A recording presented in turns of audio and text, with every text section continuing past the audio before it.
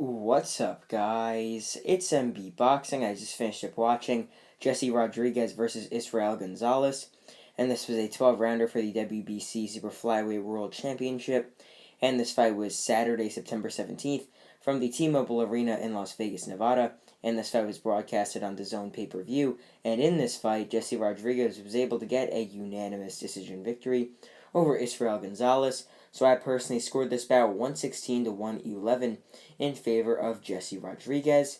The three judges scored this bout 118 to 109, 117 to 110, and 114 to 113 in favor of Jesse Rodriguez. So this fight was very, very odd to score, in my opinion. There was a point deduction. The earlier rounds were very, very competitive. Some of them were. This was just a real tough fight to score. I can imagine a lot of varying scorecards for this fight. Because, one judge had it wide, one judge had it close. Two judges had it wide. One judge had it close. I had it more in the middle, I guess you could say. 116, 111 for Rodriguez. The commentary team on DAZN, I believe Chris Mannix, who was unofficially scoring it, had it for Rodriguez. But Danny Jacobs, who was doing some commentary for DAZN tonight, had it for Gonzalez, I'm assuming by 1 point, but he just said he had it for Gonzalez. I believe Sergio Mora had it close for Rodriguez as well, but I just thought that Rodriguez won this fight pretty clear. And just to break this fight down round by round, I think the first half of this fight was very, very close, and that's why, I could definitely see it being much closer on the scorecards. As the first round was a big round for Gonzalez, he had great body work. Round number two, it was a very close round, but I just edged it to Gonzalez for his body work. But both Gonzalez and Rodriguez had good shots to the head. But then in round number three, I gave it to Rodriguez because he had very nice angles and better combinations. Round four was a very good round for Gonzalez, had some great body head combos as well. Round number five, Rodriguez started to pick up the pace, had some good left hands, and had some nice pressure in that round as well. As well in round number six, that was the round I also gave to Rodriguez. He landed some nice accurate hooks, and he just looked very, very solid in that round. However, round number seven, I also gave to Rodriguez because he yet again had just good pressure fighting and just was very accurate in that round. Then in round number eight, it was a 9-9 round, but it was a very, very close round. Could have been a 10-8 round, in my opinion, for Gonzalez, but both of them had a very good high punch output. Gonzalez went to the body a lot, but I liked Rodriguez's combinations to the head better, but there was a point deduction because Gonzalez was low blowed for, I believe, the second time in the fight, and the referee deducted a point as he should. Then around number 9, there was just the better work from Rodriguez. That's why I gave him round number 9 as well. Round number 10, yet again, just like round number 9, was just better shots from Rodriguez. Round 11 was a very interesting round because I thought Rodriguez won it because he landed the better shots, just like in rounds 10 and 11, or 9 and 10. But in that round, Rodriguez landed a uppercut below the belt, and the referee, he landed an uppercut below the belt, and then Gonzalez went down on his knees and was complaining to the ref. The ref didn't call anything. He didn't call it a knockdown, didn't call it a low blow, didn't call time. He just wiped his gloves off and let him continue fighting. It was very, very odd.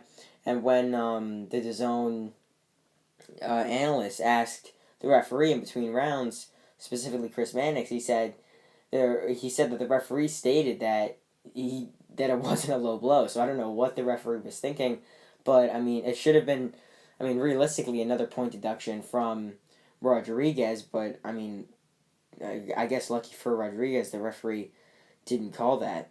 But yeah, still I gave that round 10-9 to Rodriguez because there was no point deduction or anything. Then round number 12, it was a very big round for Rodriguez. He was able to back up Gonzalez against the ropes and land the bigger and better shots clearly.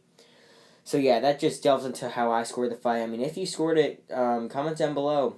Just your scorecard. I think that there could be a lot of varying scorecards. Like, there could be some that are wide for Rodriguez. There could be some that are close by like a point for Gonzalez.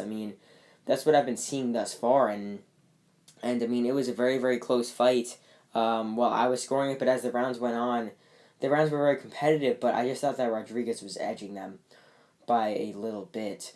So yeah, I had a 116, 111 as I stated earlier. But this goes into the question, what is next for Jesse Rodriguez?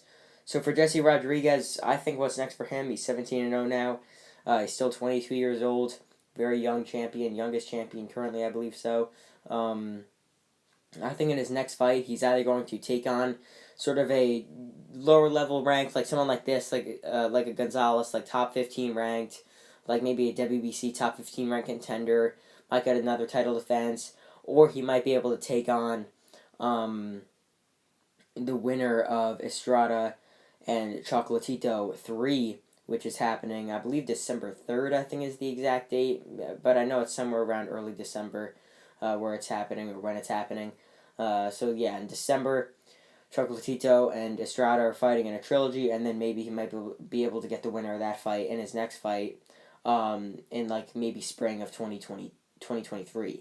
But if he doesn't face the winner of Chocolatito and Estrada 3, he could take on, like I said, a contender in the WBC, might get another title defense before obviously taking on either Estrada or Chocolatito. But as for Israel Gonzalez, losing here for the 5th time in his career, this was his 4th ever world title shot. Lost it here, but he put up a great effort. I thought this fight was going to be much more wide than it was, but it was a very competitive fight nonetheless. And I think that Gonzalez is going to be taking on some lower level opponents in Mexico up until maybe he gets another call up to face yet another like top 10 super flyweight, somewhere around there, because he's definitely at that level around there, top 15, top 10, or just outside it in the super flyweight division. So I could definitely see him maybe in his next few fights continuing on taking on guys around that level. I mean, who knows? Maybe he'll be able to take on like a guy like RG Cortez in his next fight. Someone like that would make a very, very good fight for him. So overall, Jesse Rodriguez defeats Israel Gonzalez in a very competitive fight, but what I thought was a pretty clear fight for him to win by unanimous decision. And yeah, that's really it. I'm MB Boxing. Thanks for watching, and I'll see you guys later.